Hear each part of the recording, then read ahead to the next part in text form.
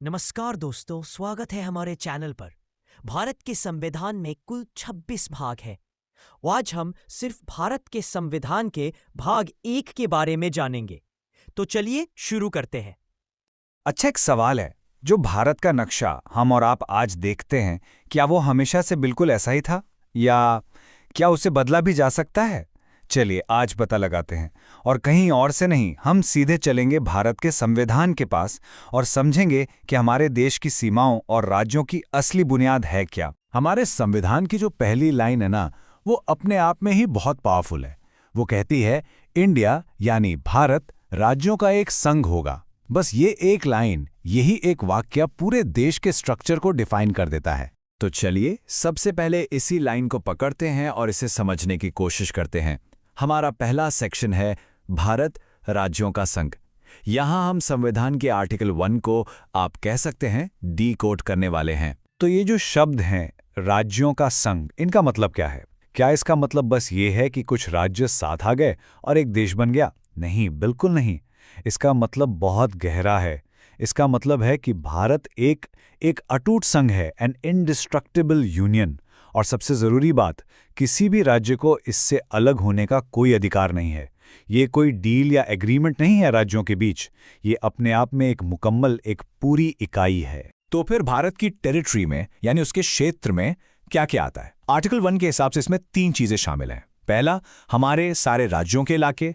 दूसरा, वो union territories जिनका जिक्र फर्स्ट शेड्यूल में किया गया है। और तीसरा, कोई भी ऐसा इलाका जिसे भारत भविष्य में एक्वायर कर ले यानी अपने अधिकार में ले ले। चलिए अब आते हैं कहानी के सबसे दिलचस्प मोड़ पर, यानी कि हमारी संसद की शक्तियों पर।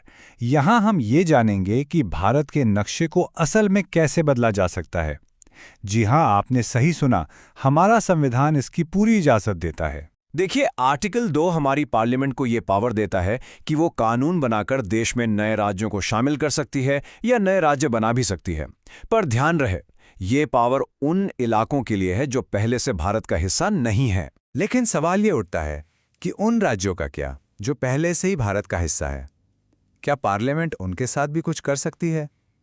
ये एक बहुत बड़ा सवाल है और इसका जवाब हमें मिलता है आर्टिकल 3 में। और आर्टिकल 3 के तहत पार्लियामेंट की शक्तियां सच में बहुत ज्यादा हैं। संसद एक कानून के जरिए किसी राज्य का हिस्सा अलग करके एक नया राज्य बना सकती है, किसी राज्य का एरिया बढ़ा सकती है या घटा सकती है, किसी भी राज्य की बाउंड्री को बदल सकती है और यहाँ तक कि किसी राज्य का नाम तक बदल सकती है।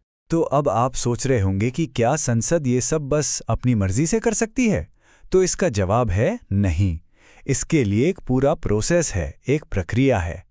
तो हमारा अगला सेक्शन इसी पर है, किसी राज्य को बदलने का प्रोसेस और उसमें जो चेक्स एंड बैलेंसेस हैं वो क्या हैं। इस प्रोसेस में 2 मेन स्टेप्स हैं। पहला, ऐसा कोई भी बिल संसद में लाने से पहले प्रेसिडेंट की सिफारिश जरूरी है। और दूसरा, प्रेसिडेंट उस बिल को उस राज्य की विधानसभा के पास भेजते हैं, ये जानने के लिए कि भाई आपका इस पर क्या कहना है, आपके क्या विचार हैं। लेकिन यहीं पर आता है सबसे बड़ा ट्विस्ट। ये जो पूरी प्रक्रिया है ना, इसका सबसे ज़रूरी हिस्सा अब सुनिए। संसद उस राज्य की विधानसभा की राय मानने के लिए बिल्कुल भी बाध्य नहीं है। जी हाँ, इसका मतलब सीधा सा है, राज्य की राय सिर्फ एक सलाह है, एक सजेशन। फाइनल फैसला, आखिरी कॉल हमेशा और हमेशा पार्लियामेंट का ही होगा। और अब हम पहुंच गए हैं इस पूरी कहानी के सबसे हैरान करने वाले हिस्से पर। हमारा अगला सेक्शन है संशोधन नहीं बल्कि एक साधारण कानून। यहां हम आर्टिकल 4 की उस शक्ति को समझेंगे जो सच में असाधारण है। जरा इसे समझिए। संविधान में कोई भी बड़ा बदलाव करना हो तो आर्टिकल 368 के तहत संविधान संशोधन करना पड़ता है।